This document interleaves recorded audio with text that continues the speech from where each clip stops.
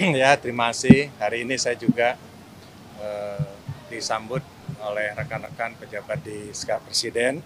Tadi barusan telah dilantik oleh Pak Mendagri hari ini tanggal 17 Oktober 2022 dan tentunya semua saya ucapkan terima kasih kepada seluruh masyarakat, tokoh masyarakat dan tentunya para pejabat yang telah mendukung secara moral pada saya agar kami bisa melaksanakan tugas dengan baik.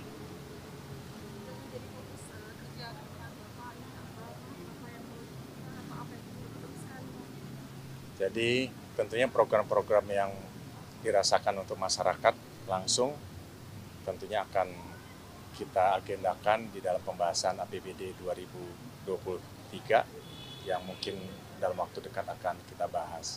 Yang berikutnya, beberapa waktu yang lalu saya sudah sampaikan arahan Bapak Presiden ada tiga.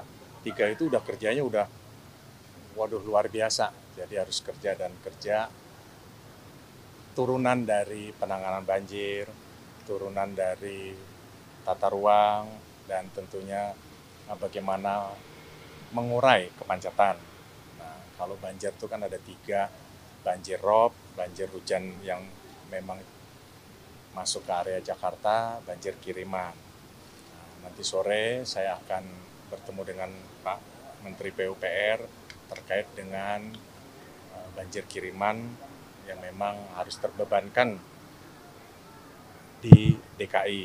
Nah, jadi ada pembangunan waduk, sodetan, dan lain-lain. Nah, terkait dengan ROP, ROP itu tentunya nanti akan kami masukkan di dalam APBD 2023 terkait dengan pembangunan breakwater, pembangunan turap, dan tentunya beberapa waduk di sekitar wilayah Jakarta Utara ataupun Jakarta Barat. Nah, bagaimana dengan yang ada di Jakarta sendiri? Tentunya yang short time ini, yang sangat mendesak 1-2 bulan ini, ada dua hal. Yang pertama adalah saya harus mengecek seluruh pompa-pompa, rumah pompa, waduk berfungsi dengan baik. Tahun ini juga ada anggaran namanya pengerukan saluran-saluran. Saya akan juga bersama dengan pejabat terkait melakukan pengecekan. Itu kan yang short time.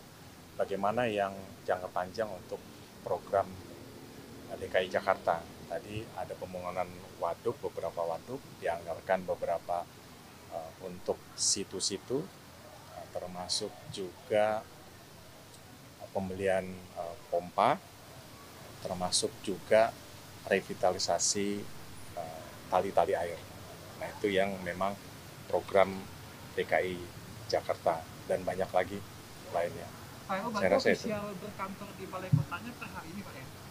Ya, per hari ini. Dan ada Pak Deputi, ada Bu Deputi. Jadi tugas sehari-hari Pak Deputi, Pak Bey, Bu Deputi, Bu Rika untuk kegiatan sehari-hari memimpin rapat dan yang lain.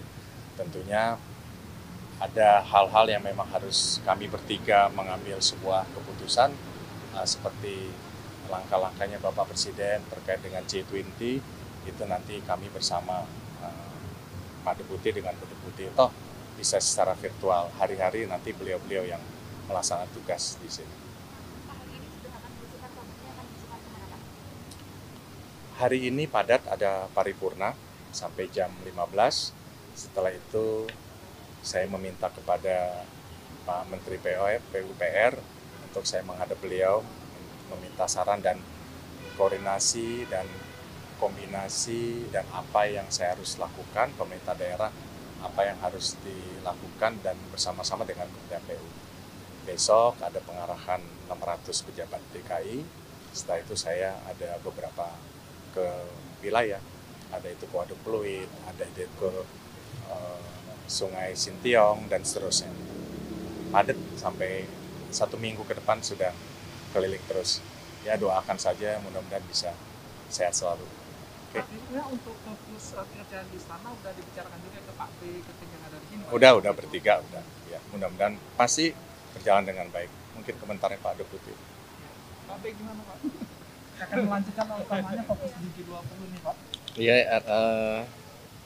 selama ini kan sistemnya sudah berjalan baik, jadi sudah tidak masalah. Jadi mesin birokrasi sudah berjalan. Jadi artinya Pak Heru menjadi PJ Gubernur DKI itu bisa kami putuskan bertiga, ataupun kalaupun perlukan sekarang sudah seberapa virtual segala macam, jadi tidak masalah. Ya, semuanya bisa dikoordinasikan, bisa dibicarakan, bisa dikerjasamakan. Bu Deputi. Selama ini mekanisme kerja kita sudah terbangun dengan baik.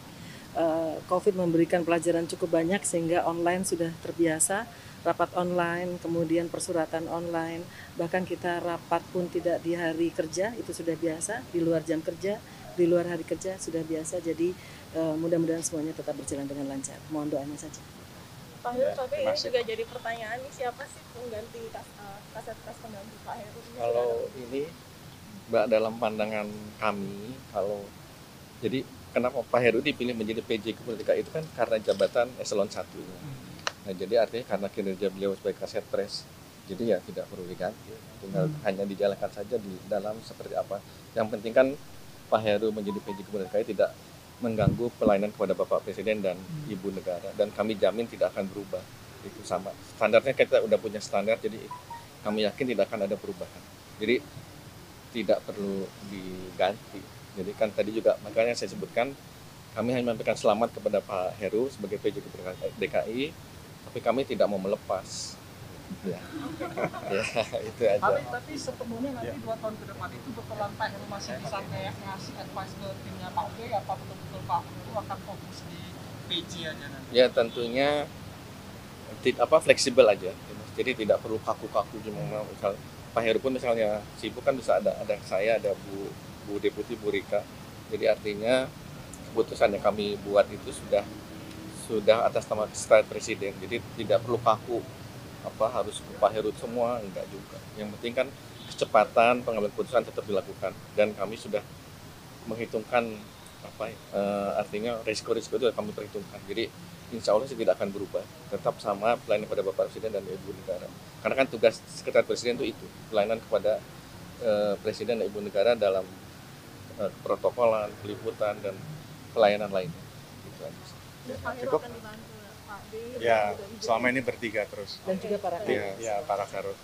Ya, oke. Baik, Masih terima kasih, ada acara Pak. lagi. Terima Terima kasih. kasih. Mas. Ya.